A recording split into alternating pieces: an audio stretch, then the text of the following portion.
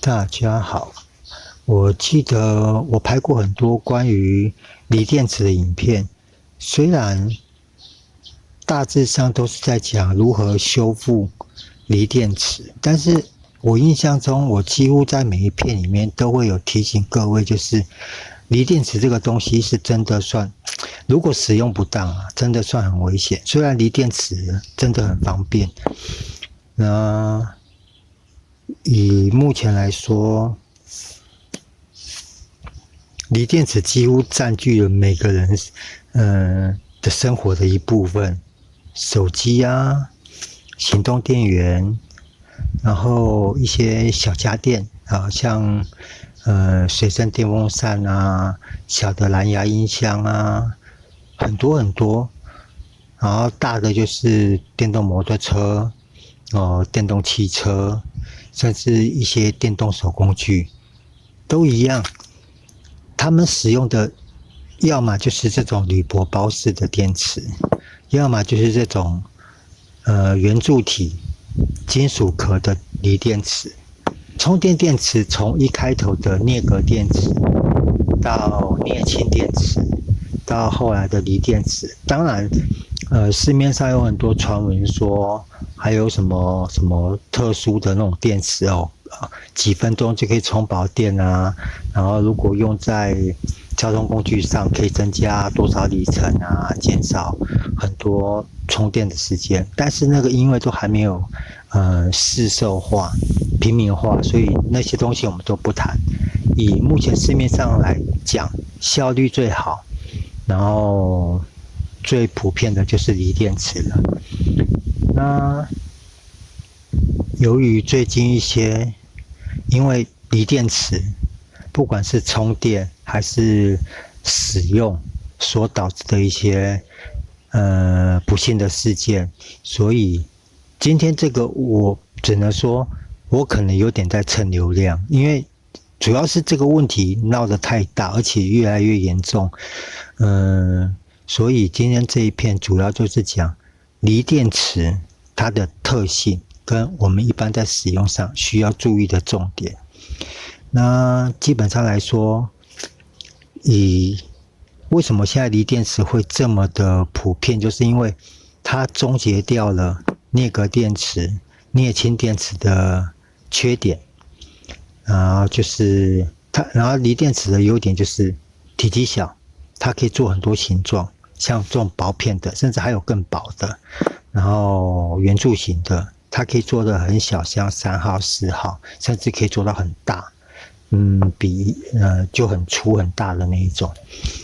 然后它又有分一般的锂电池跟动力电池，差别就是在于它的瞬间出力、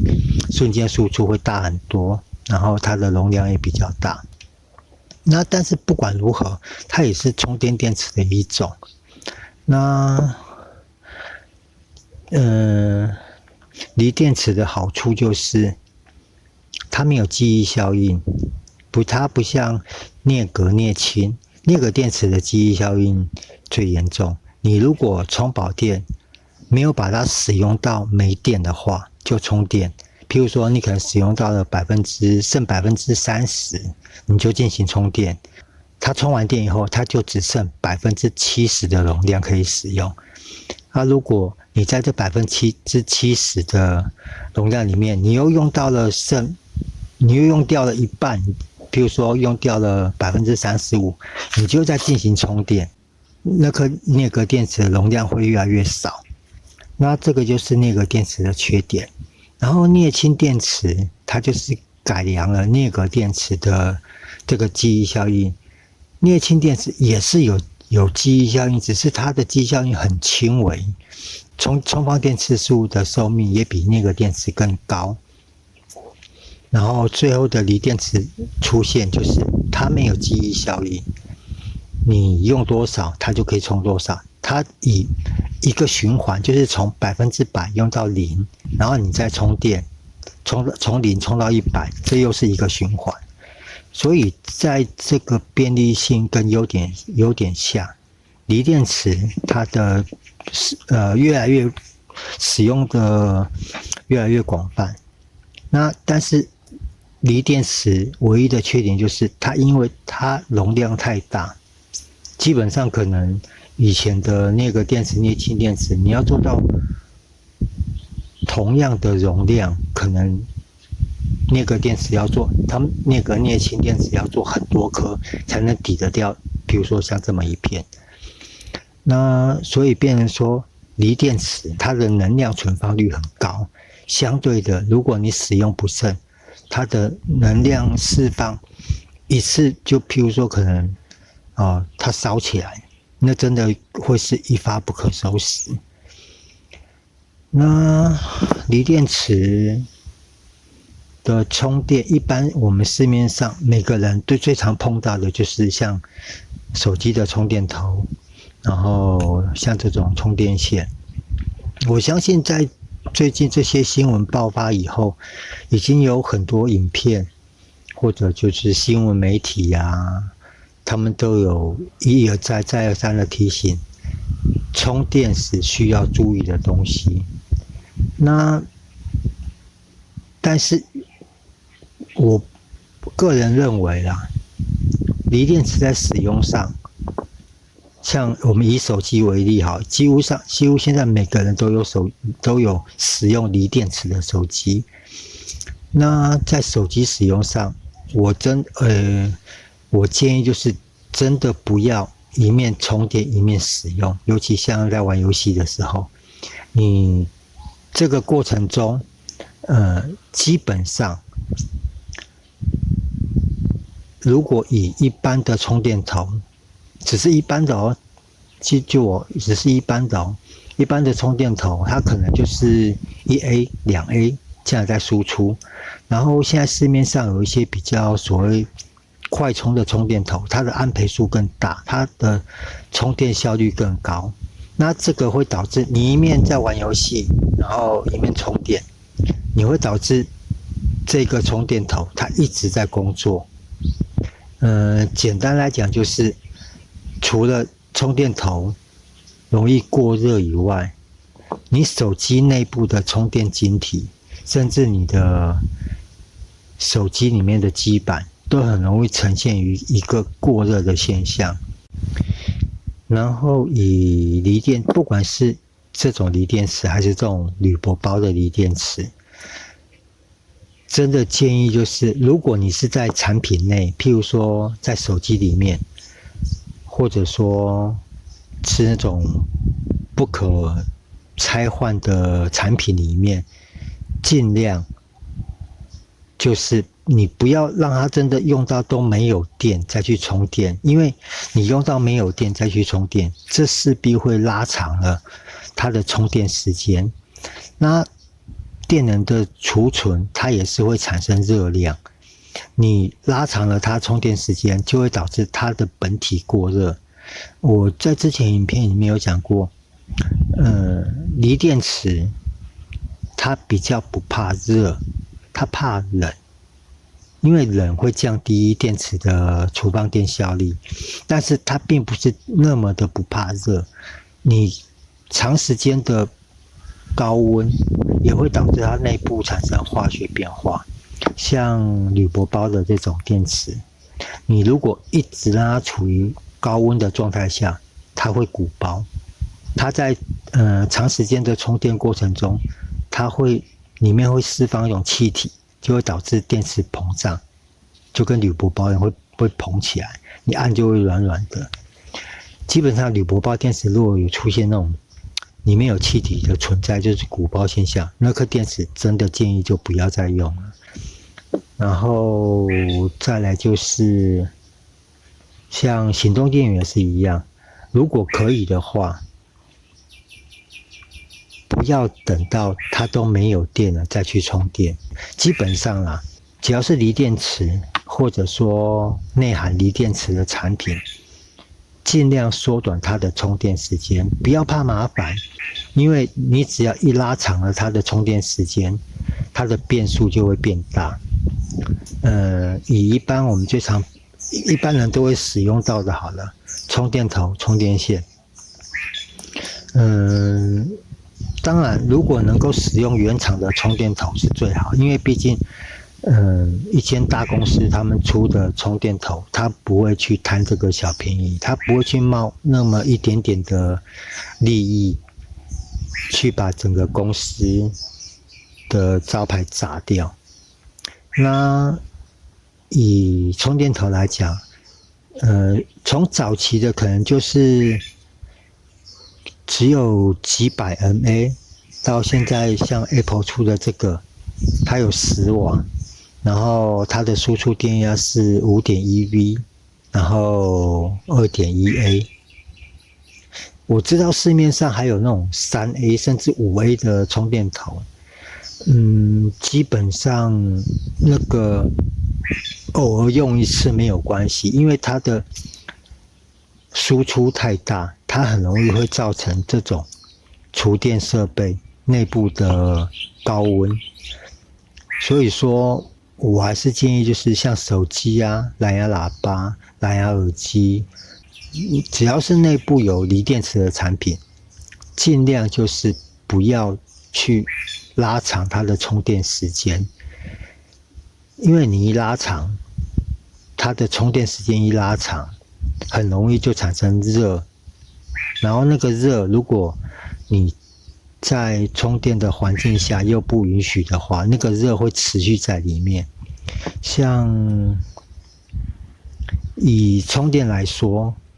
尽量在有通风的环境下，譬如说前一阵子不是有个新闻，就是有人把行动电源放在床铺上充电，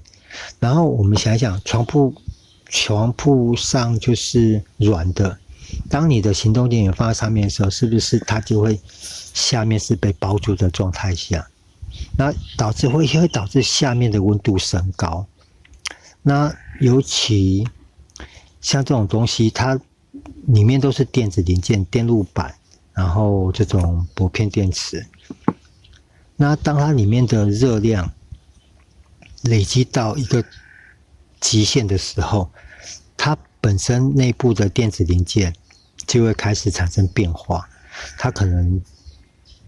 焊点会脱笼，然后可能会有很多现象出现，就是都会导致可能会烧起来的状况。然后刚刚讲到充电头，以正常使用来讲，我觉得目前你只要有良好的充电习惯，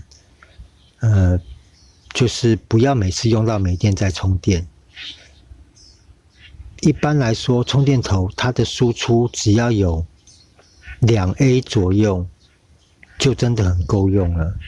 你不要去贪图要快充啊，要节省时间，你去使用那种3A、5A 的充电头，那真的都会有一个不小心可能就会出事情。那充电线基本上当然啦，能够使用原厂的充电线是最好，但是我相信很多朋友也是像我一样买这种可能比较多功能的，或者说比较加长型的充电线。那在充电线的选择上，像我这一种，它就是标榜抗拉，它外面有一个编织层，它标榜的就是抗拉，比较不容易拉坏。那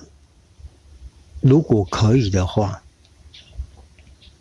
尽量就是选择比较有品牌的、比较大品牌的充电线。副厂的不是不好，而是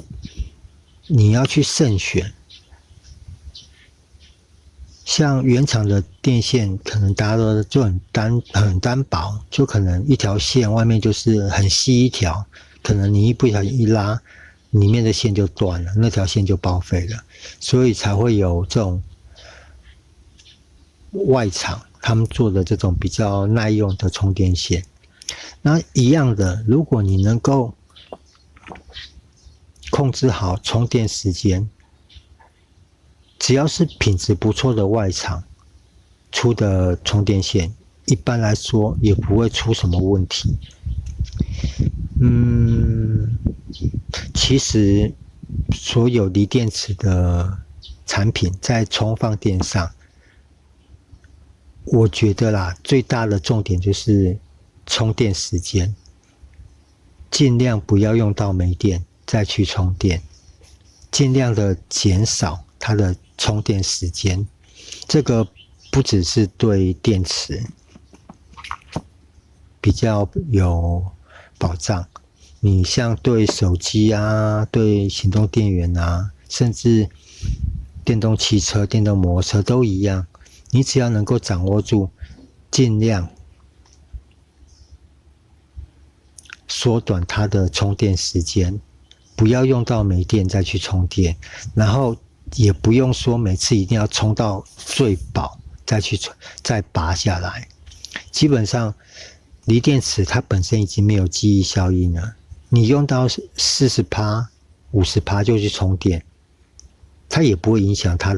的循环次数。2个50%，你充2次50%，它也是记一个循环。所以你不管几趴下去充电，它都是按照一个循环为一次。所以你缩短它的充电时间，对电池是一种保护，对电子产品里面，对手机里面的充电芯片，它也是一种保护。因为充电芯片它控制电流量的时间也短，它工作时间也跟着减短，所以它产生高温的几率就会降低。切记就是所有的电子零件都怕热，电子零件绝对怕热，电子零件反而比较不怕冷。你看像电脑现在开始出油冷系统，甚至就是整块主机板泡在油里面散热。所以说电子零件最怕的是热，然后电池比较怕冷，它反而比较不怕热，但是在充电上它也是会怕热。以每个人的充电习惯，我觉得要注意的大概就是这2点。不要用到没电再充电，尽量的缩短充电时间，然后注意充电场所的通风及充电产品的摆放，尽量放在通风，然后可以帮助散热的地方，譬如说可能放在找个地板，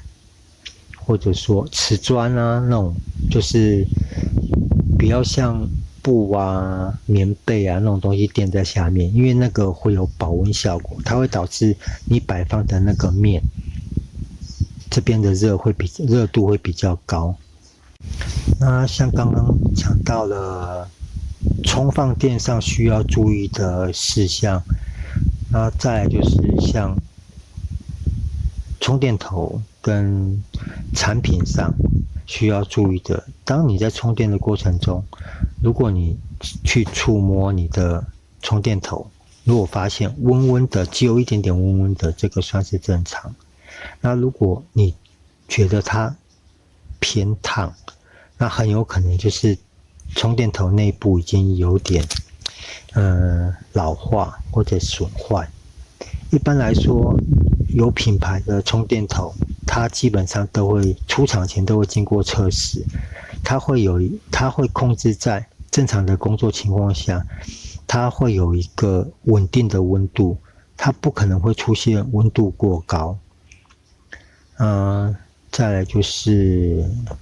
像行动电源这种东西，可能我相信没有人会去记你到底充了几次，你反而比较容易去观察到的就是行动电源在充电的时候，它会不会过热？其实过热都是电子产品的一个警讯。然后像充电头的选择，其实你们仔细去想，在台湾，我们都是使用110的电，那充电头都是插在110的电，然后它内部去转换，把110降压到5伏特，然后透过传输线送到必须充电的设备上面。那只要充电头出现过热的现象，多半都是表示它里面的降压晶片，它已经出现有不良的现象，才会导致偏热的现象出现。那所以说，像充电头这种东西，你只要发现它的温度偏高，你基本上一点点温温的，这都正常。你只要发现，它的温度有偏高的，甚至有点烫，那个千万都不要再用，那个很容易，那充电头很容易都会造成自燃的现象。然后还有就是，当你充完电以后，切记一定要把充电头从插头拔掉，因为你不拔掉，它里面还是一直在持续的将110转换成5V， 只是它没有输出而已，但是它的110受电还是在里面，它只是变成说你只是拔插头，然后它里面还是持续的在做变压的动作。所以说，只要充完电，记得一定要把充电头从插座上拔掉。然后还有一个最大的提醒就是，人一定要在旁边。你短暂的离开，可能去上个厕所，去拿杯饮料，这个都无所谓。如果你超过10分钟、20分钟会离开它，尽量就是先拔掉，不要充电了，就先拔掉，等回来再继续充。然后充电的过程也尽量不要在睡眠的时候充电，因为有的人睡觉可能就是就跟睡美人一样，睡下去就叫不醒，除非等他醒过来。所以充电最忌讳的就是过热，然后长时间的充电，然后充电的时候人不在旁边，还有摆放在不通风、容易累积温度的地方充电，这个都算是充电的大忌。好啦，那关于锂电池、充电头、充电线、充电设备的使用，然后必须注意的地方，还有一些充电上的禁忌，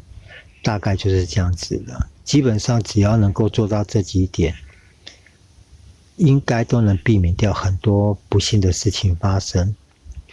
那我之前拍过很多关于修复锂电池的影片，我还是必须先声明，任何东西都有寿命存在。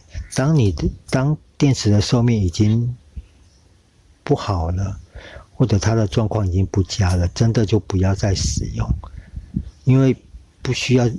省这么一点小钱，去导致一些不幸的事情发生。好了，那关于锂电池充电、放电跟使用场所介绍跟提醒大概就到这边咯，谢谢各位，拜拜。